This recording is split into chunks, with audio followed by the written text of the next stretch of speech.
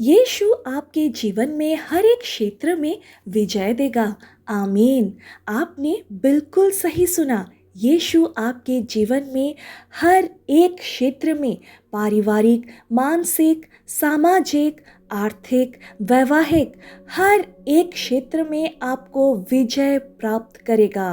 परमेश्वर का वचन कहता है पहला कुरिन्थियों 15:57 में, परमेश्वर का धन्यवाद हो जो हमें हमारे प्रभु यीशु मसीह के द्वारा विजय देता है।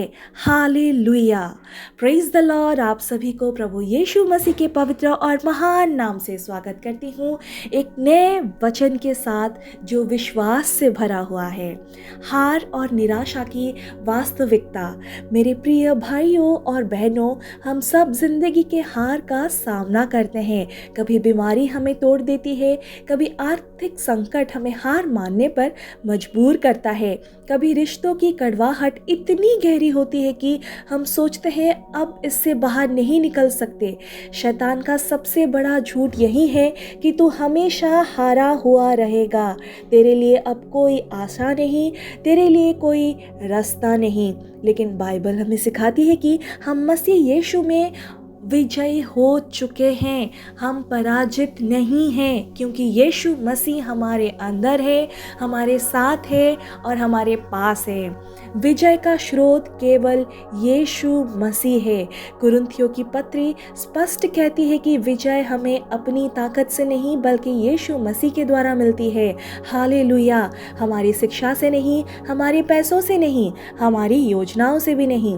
विजय का स्रोत सिर्फ और सिर्फ केवल इकलौता यीशु मसीह है।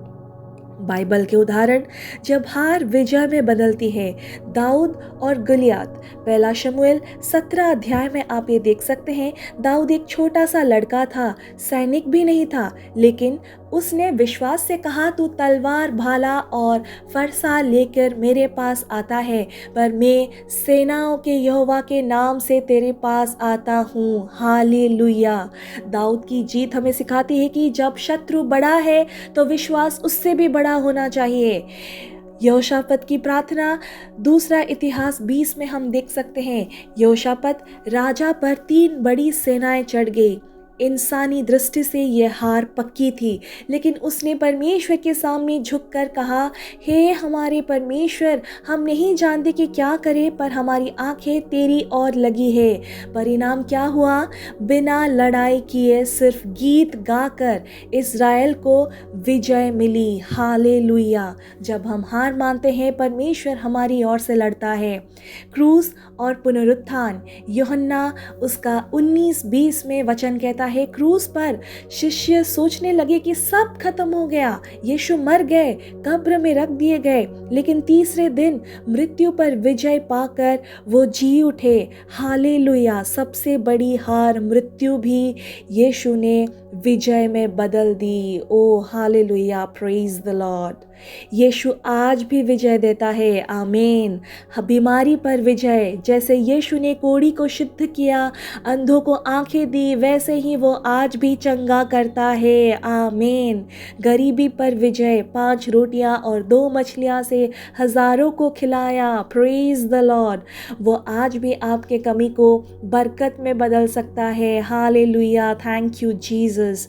भय पर विजय। तूफान में शिष्यों ने सोचा कि नाव डूब जाएगी, लेकिन यीशु ने आंधी को डांटा। हालेलुया। पाप पर विजय। अब आप अपने पापों को मानकर यीशु के पास आते हैं तो उसका लहू आपको पूरी तरह शुद्ध करता है। धन्यवाद प्रभु, तेरी स्तुति हो। हमारी भूमिका क्या है? विजय पाने के लिए हमें क्या करना है? सबसे पहले विश्वास बनाए रखना है। इब्रानियों के पुस्तक 11:6 कहता है, विश्वास बिना परमेश्वर को प्रसन्न करना अनहोना है।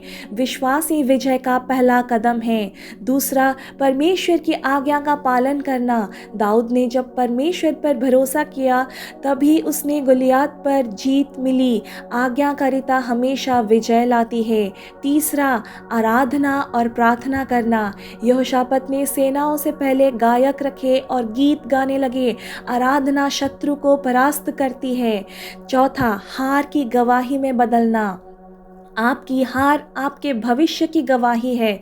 जैसे यूसुफ जेल से निकलकर प्रधानमंत्री बना, वैसे ही आपकी वर्तमान हार आपको भविष्य की विजय की ओर ले जा रही है। आमीन।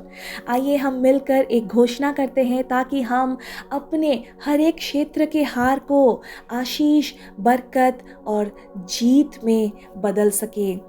मैं घोषित करता हूँ कि मैं हारने वाला नहीं हूँ, मैं मसीह यीशु में विजयी हूँ।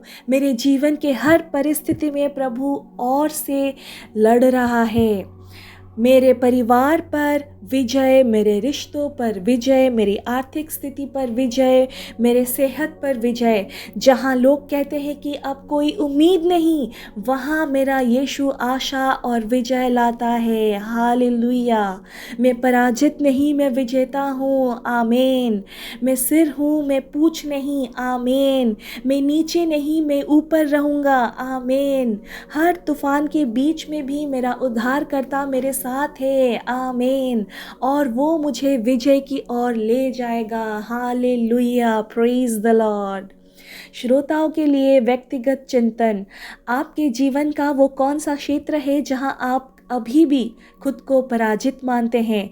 क्या आपने उस परिस्थिति को यीशु के हवाले किया है? अगर नहीं, तो यही वो समय है जब आप ये वचन सुन रहे हैं, उसको प्रभु परमेश्वर के सामने रख दीजिए। क्या आप आज विश्वास में घोषणा करने के लिए तैयार है कि आप विजयी हैं? अगर है तो बार बार वो घोषणा को दोहराते रहिए। आइए मैं आपके लिए एक छोटी सी प्रार्थना करती हूँ। हे प्रिय परमेश्वर, मैं तेरे सामने आती हूँ और मानती हूँ कि अपने बल से जो सुन रहे हैं ये वचन को, वो विजय प्राप्त कर सकते हैं और कर चुके हैं। यीशु के नाम में हमारी ताकत सीमित है पर तू असीमित है। प्रभु यीशु, जैसे तूने दाऊद को गोलियात पर विजय दी, जैसे तूने यहोशापात को बिना युद्ध किए जीत दिलाई, वैसे ही तू मेरे जीवन में विजय ला और जो भी ये वचन को सुन रहे हैं उन सब के लिए विजय ला। मेरी बीमारी, मेरी कमी, मेरा डर, मेरा संघर्ष, सब कुछ तेरे चरणों में रखता हूँ। जो भी ये वचन सुन रहे हैं, उनकी बीमारी, उनकी कमी, उनका डर और उनका संघर्ष भी मैं तेरे हवाले करती हूँ। धन्यवाद कि तेरे लहू के द्वारा हमें पहले ही विजय मिल चुका है। धन्यवाद प्रभु विजय बनाने के लिए।